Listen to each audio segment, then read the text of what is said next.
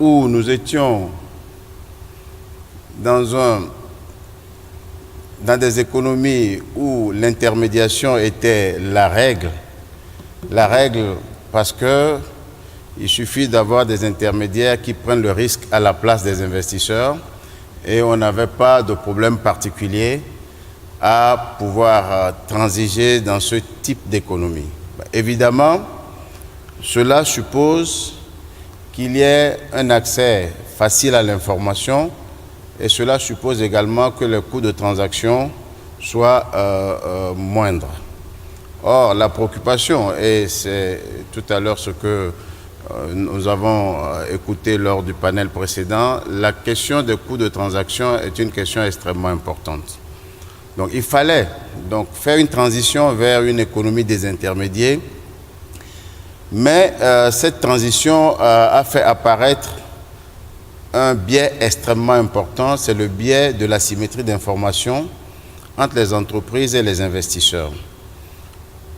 Au moment où on demande aux investisseurs de prendre eux-mêmes le risque de leur placement, ils ont accès à une panoplie d'informations très importante qu'ils n'ont pas la capacité de digérer et il leur faut évidemment avoir quelqu'un capable de pouvoir digérer cette information et de pouvoir le leur restituer sous une forme donnée pour leur permettre de prendre leurs décisions d'investissement. C'est comme ça que la notation est apparue. Apparue en 1909 aux États-Unis dans le cadre particulièrement des emprunts obligataires et s'est développée très rapidement dans d'abord les pays développés, ensuite dans les pays émergents et très récemment en Afrique.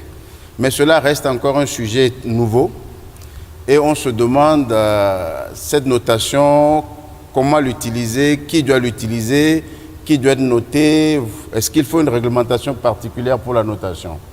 Ce que je voudrais dire pour introduire le sujet, c'est qu'il y a une certaine transversalité dans la notation. La notation touche aussi bien ceux qui font appel public à l'épargne, c'est-à-dire ceux qui ont besoin d'accéder au marché pour lever des capitaux, par conséquent, ont besoin de rassurer les investisseurs sur la qualité de leur signature. Ce sont les émetteurs qui font essentiellement des emprunts obligataires, mais la notation intéresse également ceux qui font de l'appel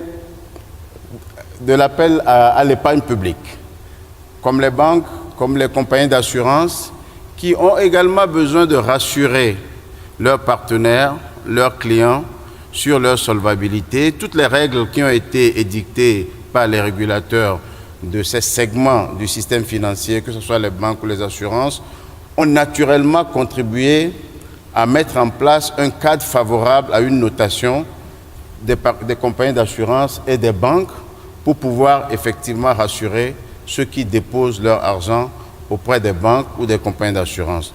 Donc la notation est des deux côtés. Côté des marchés de capitaux pour rassurer les investisseurs, du côté de ceux qui font appel à l'épargne publique pour pouvoir rassurer leurs partenaires. Évidemment, c'était, je dirais, un marché un peu oligopolistique jusqu'à la crise des subprimes. On n'entendait pas trop parler des grandes agences, que ce soit Fitch, Moody's et Standard & Poor's, parce que tranquillement, ils faisaient leur business sans s'exposer, je dirais, à une critique particulière. Jusqu'à la crise des subprimes, où on s'est rendu compte que la notation peut être critiquée. La notation peut être critiquée parce que pendant cette crise-là, des notes ont été attribuées à des instruments de placement qui ont failli. Des notes ont été attribuées à des groupes bancaires qui ont connu des difficultés. Donc on s'est posé la question, est-ce que la notation est crédible? Est-ce que la notation est effectivement la solution à la symétrie d'information qui a vu naître cette notation? Les critiques ont été à la fois, sont venues aussi bien des économistes, des financiers que des politiques. Et c'est en ce moment-là que la plupart de nos pays, particulièrement les pays de l'Afrique subsaharienne, ont commencé par introduire la notation dans leur système financier. Et surtout pour nous, à la BRVM. C'est à partir de 2009, donc en pleine crise des subprimes, que nous avons introduit cette notation dans un contexte particulièrement, comme je le disais tout à l'heure, difficile.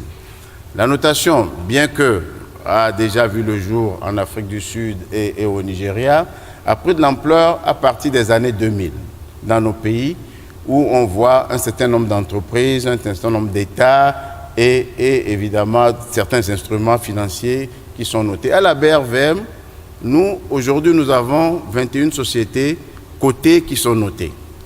Parce que nous avons fait obligation à ces sociétés cotées-là, pour se soumettre à des règles de transparence, de se faire noter. Aujourd'hui, nous en avons 21 sur les 43 sociétés cotées. Nous avons déjà eu 4 emprunts obligataires qui ont été autorisés dans le marché sur la base de leur notation par le groupe SIFCA et par Shelter Afrique.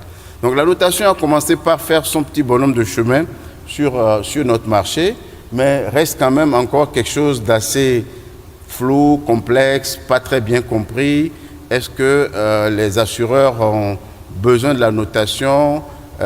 Comment les assureurs, les réassureurs peuvent utiliser la notation? C'est des questions comme ça auxquelles j'appellerai tout à l'heure les panélistes à répondre. Mais ce que je voudrais soulever, c'est qu'en matière de réglementation, de régulation, les évolutions positives que nous avions enregistrées au niveau du Code ciment sur le catalogue de placement des compagnies d'assurance ont permis de créer déjà un cadre favorable à l'utilisation de la notation dans la démarche de placement des compagnies d'assurance. Et cela me paraît extrêmement important. Je crois que cette évolution que nous avions entamée après les états généraux de l'assurance vie au Cameroun il y a quelques années devra se poursuivre pour que la notation puisse vraiment rentrer dans le quotidien des compagnies d'assurance et des compagnies de réassurance de manière à accélérer leur contribution au développement du système financier de notre sous-région, de notre continent, et surtout de leur permettre de saisir les opportunités qu'offrent les marchés de capitaux aujourd'hui en termes de placement, sans avoir le souci d'eux-mêmes d'aller chercher l'information, de l'analyser et évidemment la traduire en indicateurs leur permettant de suivre leur placement.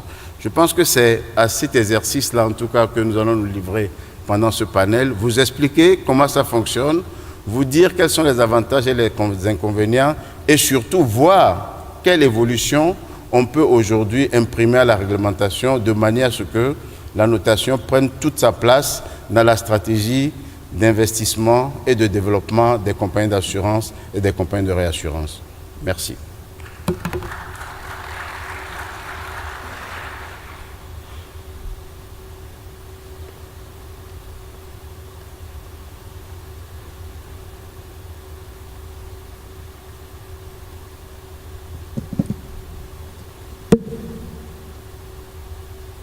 Donc, après cette introduction, je voudrais inviter les différents panélistes. Je voudrais commencer par M. Zézé.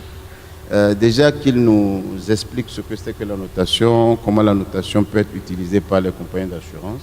En quelques minutes, avant que M. Mills ne puisse enchaîner sur comment sa compagnie note et dans quel objectif et quels sont les avantages de la notation pour les compagnies d'assurance, de réassurance qu'ils ont déjà eu à noter. Monsieur Zézé.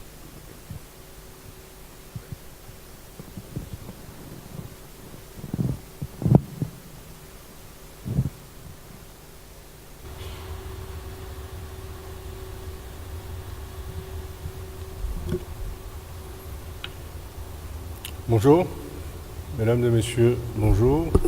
Alors, comme disait le président des séances, c'est vrai que la notation commence à être connue sur le continent, mais demeure quand même pour beaucoup d'entre vous, beaucoup d'assureurs d'ailleurs, pas un mystère, mais quelque chose d'un peu lointain. Donc, nous allons essayer d'expliquer ce que c'est que la notation financière et quel est l'intérêt que ça pourrait avoir pour les assureurs. Alors, je parlerai rapidement du rôle du rôle des agents de notation financière, des bénéfices de la notation financière, du processus et l'exercice des différentes méthodologies, parce que nous en avons différentes en fonction des catégories de risques, de la définition des échelles, parce qu'il y a des échelles locales, des échelles internationales, des échelles à court terme et des échelles à long terme, et parler aussi du dynamisme de la notation financière, parce que je pense que c'est un des éléments très importants de cet outil qui est devenu, à force des choses, l'instrument, enfin l'outil le plus important pour les investisseurs quand ils décident de faire un choix d'investir. Alors, le rôle d'une agent de notation financière, c'est de quantifier une relative qualité de crédit. Ce que nous appelons qualité de crédit, c'est la capacité et la volonté d'une entité à faire face aux obligations financières. Et à court, moyen et long terme. Court terme sont toutes les obligations à moins d'1 an, et moyen et long terme, les obligations au-delà d'1 an. Elle permet également une plus grande et plus efficience dans l'allocation du capital. Parce qu'un investisseur se pose 3 questions fondamentales avant d'investir. Quelle est l'opportunité d'investir? Quel est le risque que je prends de perdre mon capital? Et quel retour sur investissement je pourrais éventuellement avoir? La notation financière, justement, viendra répondre à cette question-là. Et cette notation se fait à travers une analyse assez rigoureuse de paramètres quantitatifs et qualitatifs qui vont permettre à la fin de donner une note sur une échelle bien précise. Alors, il y a certains slides que je passerai pour aller très vite. Quel est l'intérêt, quels sont les bénéfices de la notation financière? Donc, pour un investisseur, ça lui permet justement de déterminer quel est le meilleur investissement possible pour lui en prenant en compte l'opportunité, le retour sur investissement et le risque. Et pour l'emprunteur, la notation financière permet d'établir sa qualité de crédit. Parce que vous savez, l'argent coûte en fonction de votre qualité de crédit. Mieux vous êtes noté, évidemment, moins cher ça coûte. Moins bien vous êtes noté, plus cher ça coûte. Et ça permettra, dans certains cas, justement, d'éviter d'avoir à produire des garanties. Comme sur l'UEMOA, la nouvelle réglementation qui est entrée en vigueur dit que si vous devez être noté quand vous émettez une obligation. Quand vous avez une note d'investissement, c'est-à-dire minimum 3B-, vous êtes exempté de la garantie. Et ça, c'est une réduction significative du coût d'emprunt. Pour les autorités de régulation, ça permet justement d'avoir un marché plus transparent.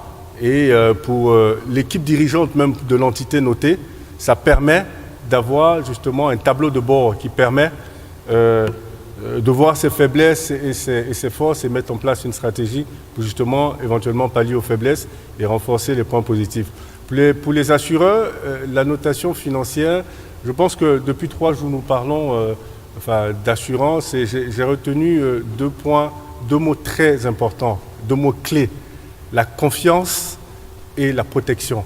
Vous promettez à vos clients de les protéger et ça c'est fondamental. Je sais qu'on a parlé de la faible pénétration de l'assurance en Afrique et on le met sur le compte de plusieurs éléments, notamment la culture de l'assurance, la compréhension de l'assurance. Mais nous pensons qu'il y a une question qu'on ne met pas en avant qui est très importante, c'est de la confiance. Peut-être qu'il y a une crise de confiance entre les clients et les protecteurs, donc les assureurs. Est-ce qu'on s'est rassuré que les clients ont confiance aux assureurs? Je crois que c'est là qu'il faut peut-être se poser la question et c'est là que la notation financière vient certainement jouer un rôle très important en mettant en relief la qualité de crédit, donc la capacité et la volonté de ces assureurs à justement respecter les engagements qu'ils prennent vis-à-vis de leurs clients. Alors, le processus, il est très simple. Signature de contrat, demande d'informations qualitatives et quantitatives, analyse préalable, ensuite des entretiens. À la suite des entretiens, nous faisons ce qu'on appelle une note de synthèse qui regroupe toutes les analyses qui ont été faites. De cette note de synthèse, nous sortons un rapport provisoire qui est envoyé à l'entité notée pour commenter. Nous finalisons, les analyses soumettent le rapport à un comité de notation qui va statuer sur la note à court terme et la note à long terme.